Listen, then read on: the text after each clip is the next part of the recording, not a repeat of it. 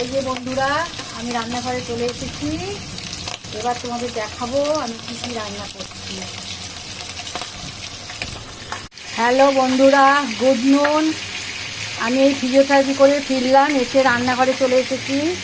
এই যে দেখো কি সুন্দর ওয়েদার, প্রচণ্ড বৃষ্টি হচ্ছে। দেখো আমার জানলা থেকে সুন্দর ভিউ দেখা যায়। দেখো কি জোর বৃষ্টি হচ্ছে। দেখো দেখো বন্ধুরা, দেখতে পাচ্ছ কি সুন্দর। আর তার মধ্যে আমি রান্না করতে, দেখো দই কাতলা করব।